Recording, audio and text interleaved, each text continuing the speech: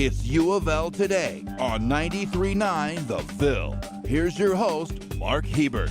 And welcome to U of L Today with Mark Hebert on 93.9 The Ville from the lovely studios of ESPN Radio on Cardinal Boulevard near the U of L campus. We're glad to be joining you for the show today for the next half hour or so, where we're going to talk about several things going on at the University of Louisville. So, on the show today, U of L has a relatively new degree program in sustainability, along with the first graduate of that program. We'll talk about that, as well as a class on the history of dogs with David Simpson. Yes, the history of dogs.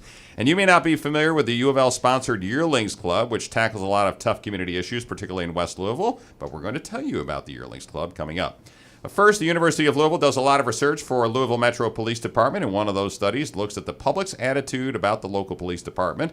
Deborah Keeling is a professor and associate dean in U of L's Justice Administration Department, and she's working on those studies and has been for a few years now. Deb, good to see you. Nice to see you, Mark. All right. So the local police department has contracted with the University of Louisville, specifically you, to do some studies for them. What are these studies that you're working on for the LMPD and the city of Louisville?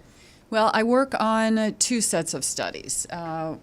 One is a citizens' attitude survey. It's an assessment of basically how citizens in Louisville feel about the quality of police services as they are delivered in their neighborhoods. And then secondly, I analyze vehicle stops data to assess the potential for biased policing. Okay. Well, let's talk about the survey of citizens first off. What was the survey? How many folks did you survey, and what did you find?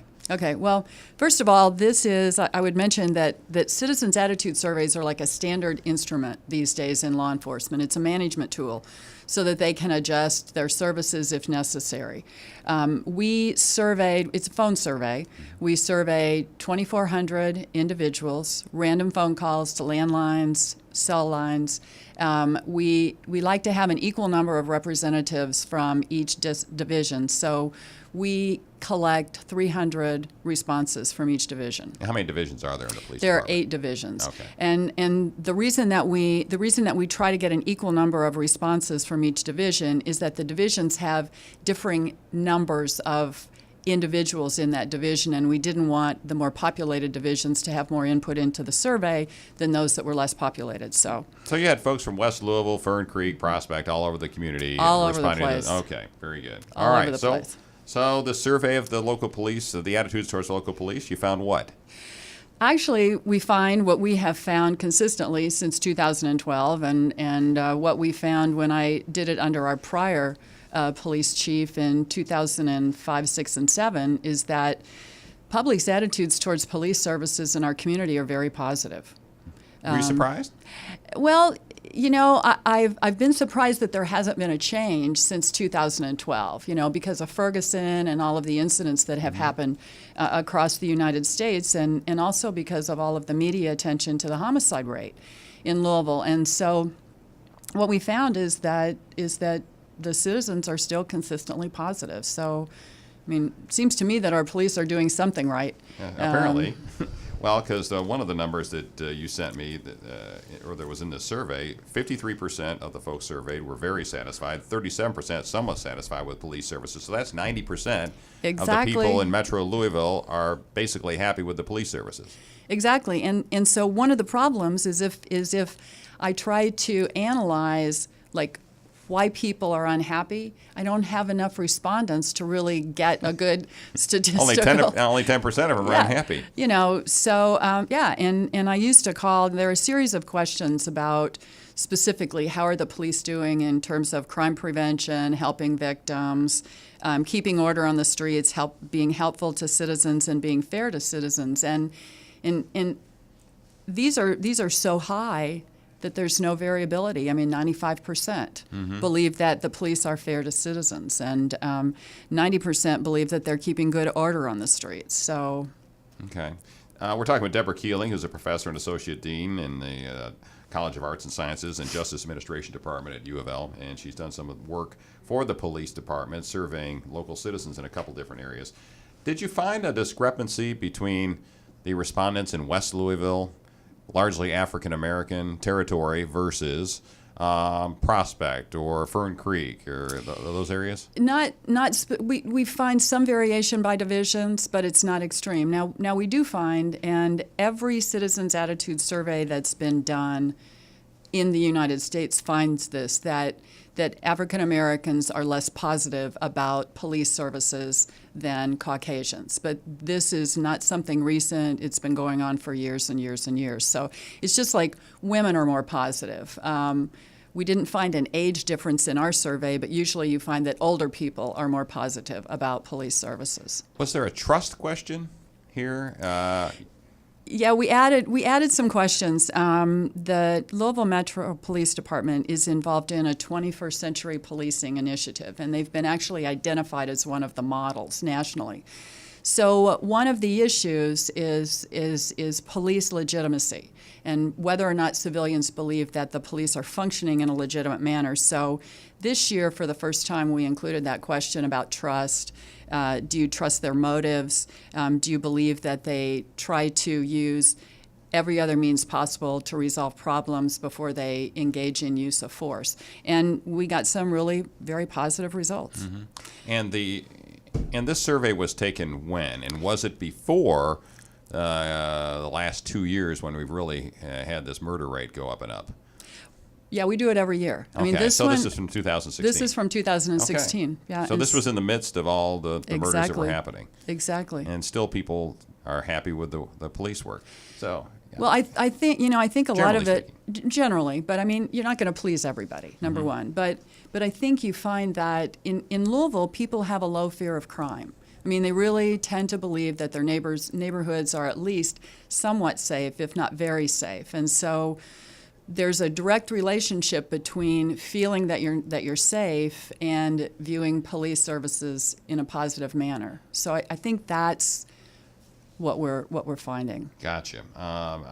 One of the statistics to throw out was only 85% have never or only somewhat worried that someone will break into their home. So 15% are worried that someone might break into their house tomorrow. Yeah, are worried or very worried, and you know, that's, when you think about it, that's not a lot of people. I mean, obviously, we would like to have 100% of citizens in our community feel safe on the streets, with respect to their homes not being broken into, but that's just not going to happen. Right, and the Metro Council has, it's a political issue now, political football a little bit. The Metro Council has been on the police chief and on the mayor to do something more, but according to this survey, most people say it's the responsibility not just of the cops to do the job and to stop crime, but citizens too, right? Exactly, and I think that's a very positive statement about the citizens in our community, because the police can't do it on their own. It's impossible. They rely on citizens to report crimes to them, to participate in the criminal justice process if they're the victim of a crime. And so the fact that our citizens think that it's partly their responsibility, I mean, that I think contributes to their perception of safety. And they're working with police. Right. All right, we're talking with Deborah Keeling, who's with the Justice Administration Department at the University of Louisville. I want to get to, real quickly, you're still working on this year's Vehicle Stop Survey, but you've done some in the past. What is the Vehicle Stop Survey, and what have past results shown you? All right, the Vehicle Stop Survey is a tool to assess biased policing in our community. And it's essentially what happens is every time a vehicle stop is made, the police officers report data on the race, the gender of the driver of the vehicle, how many passengers there were in the vehicle, whether or not a search was conducted, if they found anything on the search. And we started doing this in 2005, and we did it for 3 years under Bob White's administration, our former police chief. And then we started it again in 2013 under Chief Conrad's administration. What we find is that this, and these are very kind of controversial ways of measuring bias policing, because you really don't know. A lot of researchers will say that you don't know whether it's a biased stop until you can really see what's in the heart of the individual who's making the stop. So, so there are some strategies where we look at the sort of the racial distribution of drivers compared to the racial distribution in the community, and we find that it's slightly higher, like in the neighborhood of 27-28%, when African Americans in the community are at 22%. So 27% of the stops made by LMPD are of black drivers, right, whereas only 22% of our citizens are African American. Right. Okay. Right. And and you find the same thing with males. I mean, if our population, the driver population is basically 50% male and 50% female, well, 60% of the stops involve drivers who are male and 40% drivers who are female. And so you don't really know what that means, because there are issues related to driving patterns, there are issues related to where you drive, how far you have to drive. The more you have to drive back and forth to work, the greater the probability that you're going to get stopped for something. But we started it as a mechanism so we could monitor the base to make sure that it didn't change. There are, some cities where the African American population will be 22%, and they will find that 65% of the stops made by their police officers involve African American drivers. Yeah, and that's enough discrepancy. You got a problem. Exactly. And so what the police department uses this for is just that, to see if that creeps up, to see if there's a major change. But it's really been constant over the last 3 or 4 years, and it's the same numbers that we got in the beginning of 2000. They haven't changed much, huh? Haven't changed much. Okay. All right. Well, we need to have you back on the program once you get the 2017 numbers in and see if anything happened with this. I will do that. All right, Deborah Keeling, it's always great to see you. Yeah, you too, Mark. Thanks for being on the show. David Simpson is a professor and chairman of the Urban and Public Affairs Department at UofL, and he's here to talk about the degree in sustainability that UofL has launched. And just a little bit later on, we'll also talk about a dog class, which will be interesting to talk about. Good morning, David. Good to see you. Good morning. It's good to be here. Good to see you. All right. Well, let's talk a little bit about sustainability. The University of Louisville is, I think, the first in Kentucky to offer a sustainability degree. Is that correct? It's the first one in Kentucky, and it's something the students have been asking for quite a while. So we're very pleased we've been able to get this together and to be able to offer it. It's a degree that gives back to the community in the sense that students leave with skills on how to create more sustainable communities. Okay, and so what does that mean? Sustainability, what do you learn in a sustainability degree? So sustainability is a big umbrella, but the principles of sustainability are based on 3 pillars: economic sustainability, social sustainability, and environmental sustainability. So those 3 things, if you take into account those factors, will make almost any enterprise or activity more sustainable for a long run. Well, sustainability, when you're talking about environmental, people know what that is going green, okay? Right. What does it mean when you talk about those other areas of sustainability? So in the economic area, you're really talking about an approach that looks at profit and what are the other social impacts. So was the product created in a sustainable way? Did it pay its workers fair wages when the product was created? What are the broader economic impacts beyond just the product that's being sold? In social systems, we're talking about perhaps living wage things or other things that relate to social justice, equity, fairness, those kinds of things. And you've had one student graduate so far, right, with this degree. Is it a master's degree or is it an undergraduate degree? So 3 years ago, we created an interdisciplinary master's degree, and we had our first student graduate this past summer. This degree, the bachelor's, just started this fall. Okay, and so the bachelor's degree, you said you had a number of students that were interested in it. We had 9 majors sign up and select it before we even got the classes started, so that was a great sign. So why are the students so interested in this? I think in the climate we have, both our government and societal climate, students are looking for ways to make a change. And this is a practical-based kind of degree where people leave understanding in an interdisciplinary way how they can make changes in their community. And I think I've got to ask the obvious question. What do you do with a sustainability degree? You get a job. Yeah, but where? So local governments have all across the country have been creating offices of sustainability, and even the city of Louisville has a director of sustainability and has 5 people in their office. So they're looking for students that have that kind of skill set to hire into their office. all across the corporate sector, people are being hired as sustainability coordinators. How can they contribute to the corporate side of being a better corporate citizen? So when we look at job postings in the past 5 years, we've seen job postings with the word sustainability in it go up 150%. Oh, wow. So there is a market out there. There is, and the Department of these Labor skills. projects a 30% increase in jobs, period. Okay. All right. We're talking with David Simpson, a professor and chairman of the Urban and Public Affairs Department at the University of Louisville. And we're talking about sustainability. U of L's got a pretty good reputation. In fact, a damn good reputation on sustainability. Doesn't our university? We do, and I attribute that both to our administration and our faculty for having such an interest and willingness to devote their time and effort to these kinds of activities. We are ranked the highest university in Kentucky in terms of our sustainability ranking that's put out by a group called the Association for Advancement in Sustainability in Higher Education, or ASHE. They put out a STARS ranking, which is a compilation of all kinds of points that you can accumulate in a ranking system, and we are at the gold level, and we are the only one in Kentucky with that. The only high level that's higher is platinum, and there are only 2 universities in the country that have that. And my guess is they're in Oregon someplace. One is in Colorado. I was close.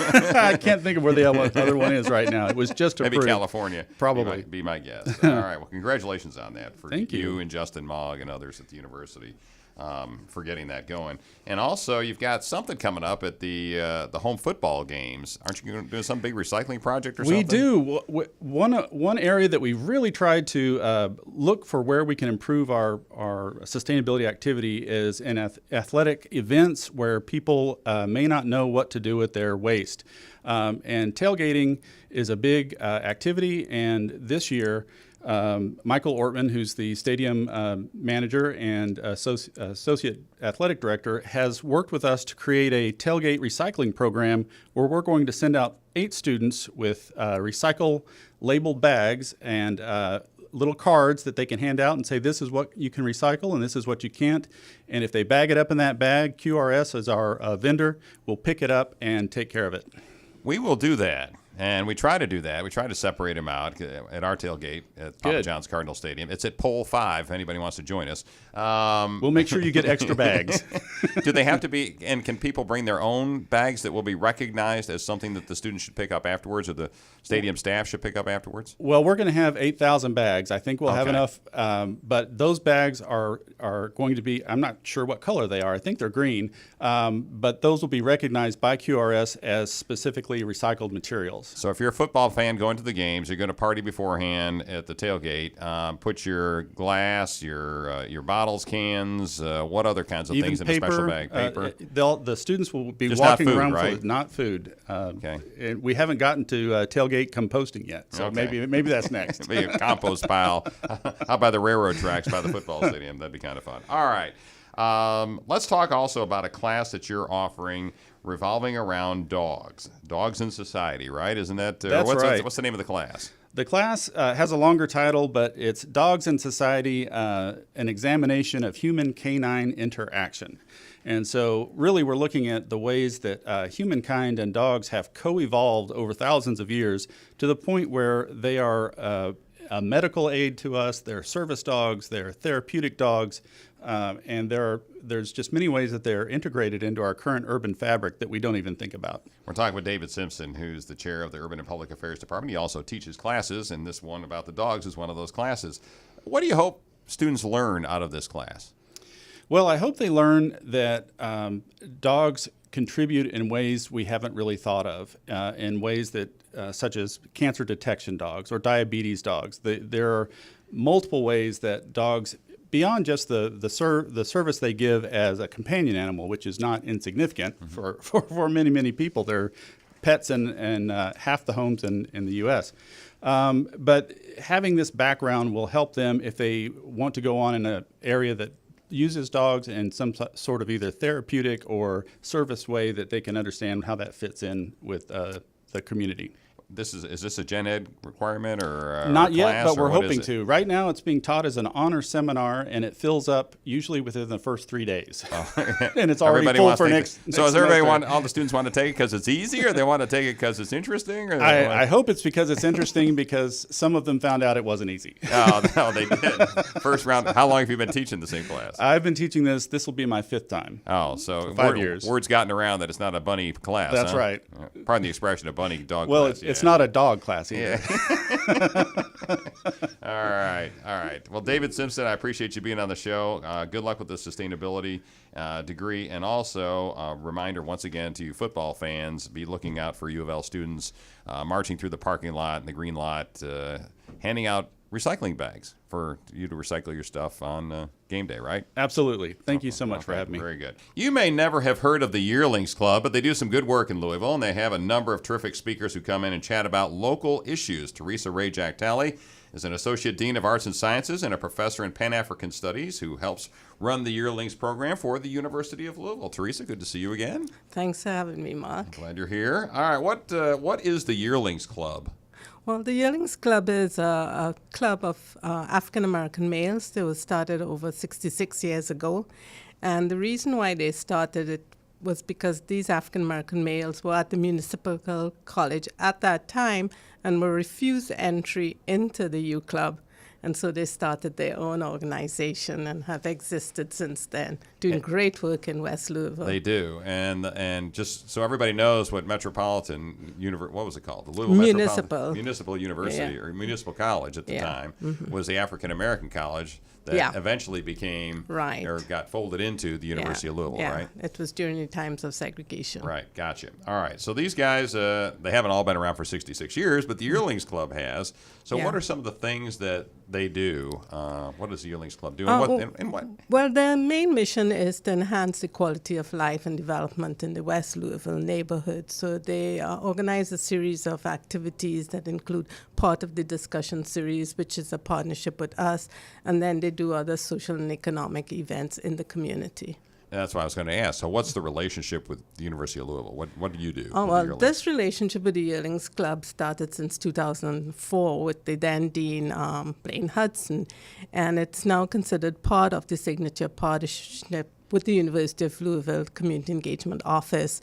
So we partner directly with them to organize a series of discussion throughout the year. And we've been doing this since 2004. Yeah, I've actually been to some of the Yearlings Club speeches and some of the folks they have come in, and they have some terrific speakers come in. So let's run down a little bit of maybe some of the folks who are coming in here in the next month or so. Yeah. Well, usually the series is run on a Sunday afternoon, but we are kicking it off on a Thursday afternoon, September 21st, 5 to 7. And this is at the Yearlings Club at 4309 West Broadway, in case people do not know where it's 43rd and Broadway is where that is, basically. Yeah, exactly. We have a very exciting and important series this semester. We are kicking it off with the CEO of Passport Healthcare, Mark Carter, who's going to talk about his corporate decision to move the headquarters of Passport to West Louisville on that 18-acre spot on 1800 on Broadway.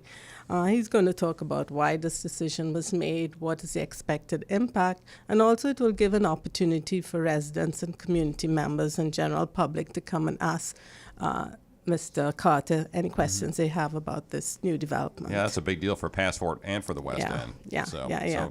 We usually come up with these themes based on the concerns of the residents and community members of West Louisville, and then we get together with our partners in the Yearlings Club and prioritize and then organize. So that's why we have this exciting series for this semester. All right, so you got Mark Carter from Passport's the first one. Who else have you got Okay, lined on up? Sunday, October 15, 4 to 6, which is a Sunday afternoon, same venue, we are going to talk about environmental justice in West Louisville. This has come about because residents for years have been complaining and attributing some of the health problems to the emissions coming from the industrial facilities in Rubbertown. And more recently, the Louisville Metro Air Pollution Control District received a request for modification of the environmental acceptability goals of the STAR program from a company called ASRC, American Synthetic Rubber Company. So there's a lot of controversial discussion going around this. So we are going to try and provide a healthy environment to discuss an unhealthy situation. A healthy environment for an unhealthy situation. So when you're talking about a healthy environment, is this a deal where you have one speaker come in and just talk about, or is it a debate situation, or what? Yeah. What's the format? The first one with Mark Carter is going to be just a conversation with him. The second and third series, we usually have a panel who usually present their perspective, and then we open it up for questions and discussions from the general public. Again, we're talking with Teresa Rajak-Talley, an Associate Dean of Arts and Sciences at the University of Louisville, who works with the Yearlings Club, which is a club of gentlemen down in the West End who tackle some of the tougher issues in Louisville's West End. And the third the third one is on November 12th, Sunday again, 4 to 6, same venue. And we are going to talk about black male academies. Are they the answer for African-American males? And this has come about again because the evidence has shown that low-income and minority students continue to lag behind their peers across multiple content areas and grades. So again, based on this, JCPS has approved a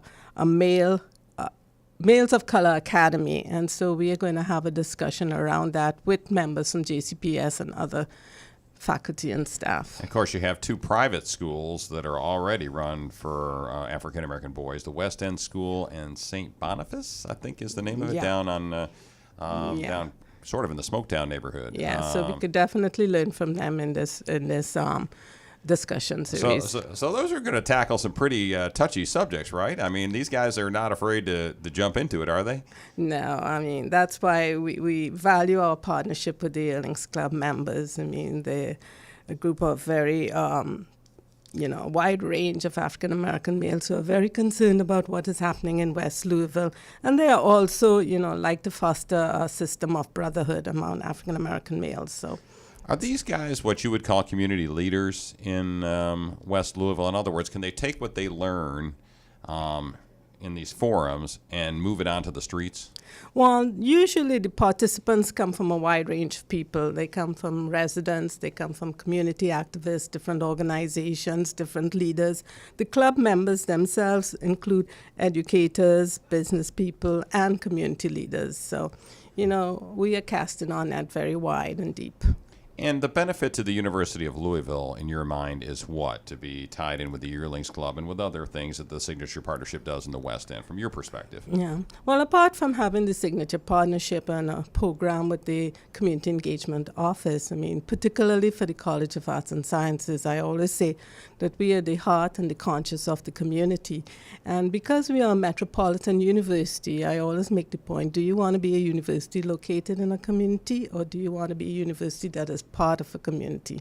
And we like to advocate that we are a university that is part of a community. The other point that I want to make is that other colleges, they're mandated to do these service learning in communities. College of Arts and Sciences, we are not mandated to do this per se, but we do it because we think that it's important and it's a role that we have to play.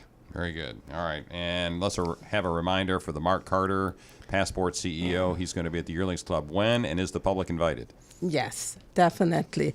It's open and free. We usually have light refreshment. It's Thursday, September 21st, 5 to 7, Yearlings Club, 4309 West Broadway. And I would like to come back sometime if I'm invited to talk about our other program. In addition to the Yearlings Club, we have something called the Future of Our Community, in which we have a wider range of partners.